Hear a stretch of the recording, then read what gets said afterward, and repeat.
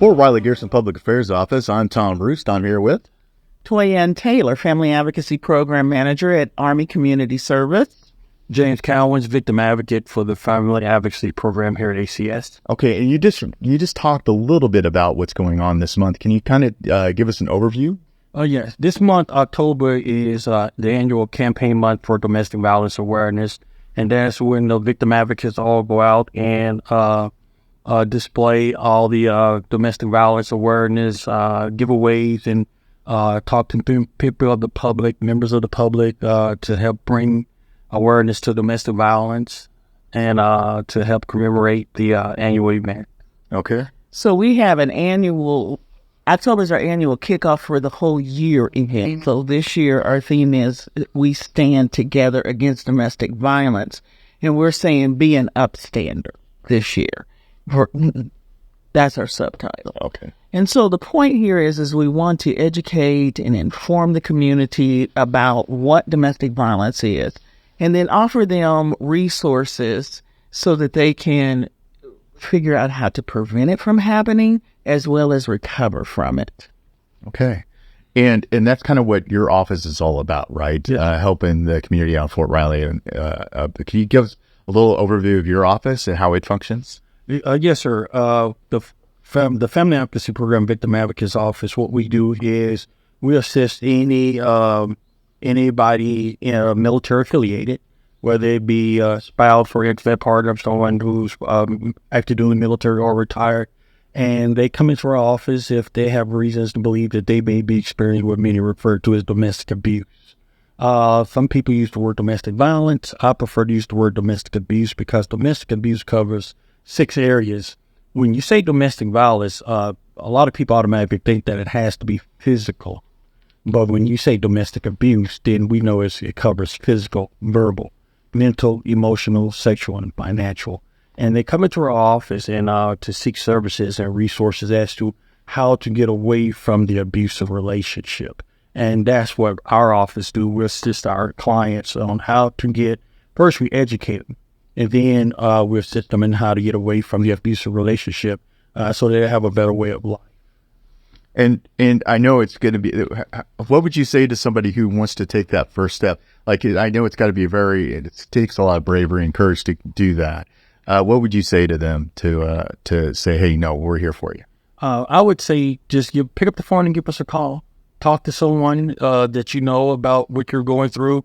But at the same time, don't be afraid to come in our office and talk to any victim advocate. Speak up, break your silence, tell somebody what you're going through, and then from there, they'll guide you toward us, the Victim Advocate's Office. And when they want to come and talk to us, a lot of our cases that we have can be restricted because we have restricted and unrestricted, whereas we just simply talk to our clients or anyone who just wants to talk to us about what they're going through, and we'll remain silent about it until they're ready for us to act on it. Okay. So restricted means the police do not get involved and the command does not get involved, but the client is eligible for supportive services, medical services, and referrals, those kinds of things.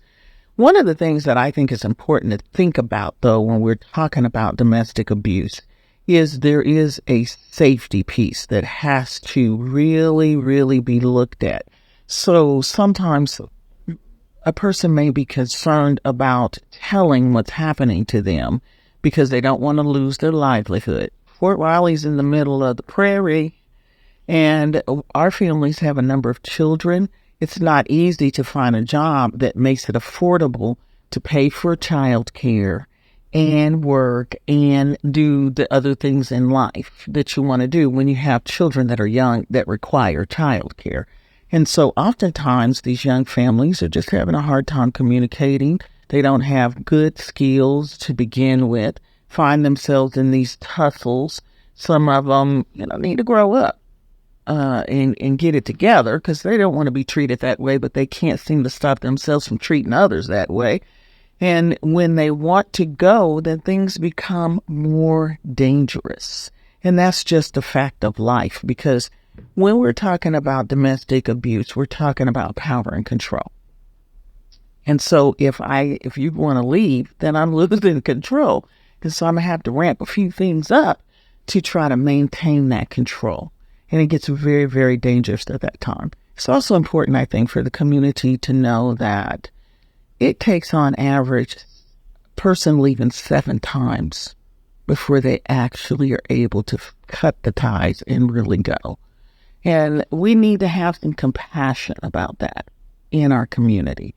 There's several different reasons. We could start from the get-go. What was your family of origin like? Is this what you're used to? And now you're a little bit older and you think, man, that wasn't too cool when I was growing up, and I don't want my children to grow up this way. You know, is it that you don't have a skill set and you don't feel confident enough to go get a job and to set up a life away from this person and, you know, try to secure your own benefits and those kinds of things, especially when you have children? Those are real concerns, because it's one thing if it's just me that's going to suffer, but if I have to leave and I don't have money for kids, clothes, food, housing, medical stuff, and or I'm still stalked or harassed in the process, it makes it really hard to go forward.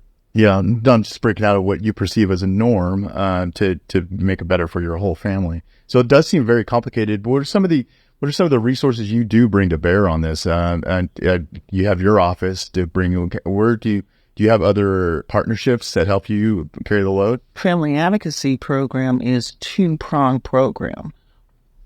Our team focuses on prevention and intervention. There's another team at the hospital that focuses on intervention and treatment. So when there's an allegation of abuse or neglect, I always throw neglect in because I'm always thinking about the kids. And if a child is exposed to domestic abuse, then that can be child abuse too. And the community needs to keep that in mind. Anyway, they will assess the situation and determine what supports might be helpful to help the family grow beyond and, you know, become better in their relationship, better as parents if they separate, and better for their next relationship. So it could be individual therapy, it could be group work, you know, it could be anger management, it could be parenting classes, it could be intensive in-home services. And so we pair together to get those things done. ACS offers the victim advocacy services. One of the main things that they do is the safety planning, to be sure that you have walked through what you need to think about to keep you and your children safe. The other thing is that they often make referrals, you know, off the installation so that folks can find legal support if they need it, mental health support if they need it. And then they also help them navigate the command system as well as go to court with them and just be supportive to them while they're making this transition at time. We have 2 full-time victim advocates. One is a GS, one is a contractor, and a part-time contractor that run the program. And they do a very good job because you never know on any given day what the circumstances are going to be when they come through. Okay. We also work with the financial folks to be sure that where that help is available, they're able to access it. Okay.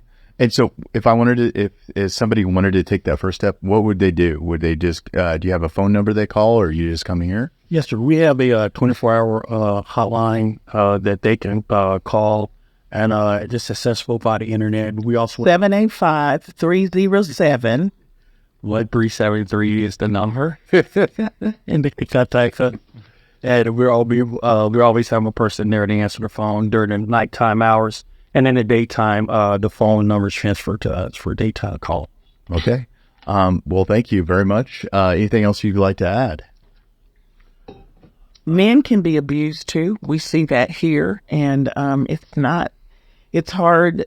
I think Callens may see it a little bit differently from where he sits in the world. But I think sometimes that's really hard for them to navigate towards. We recently worked with a soldier that had a young child in the home, and he was really struggling with, you know, saying, okay, I do need to do something about it. But when we changed the perspective and shifted it for him in terms of what about safety for your child, then it took on a different meaning, and he was able to finally move forward to ensure that there was safety for the baby.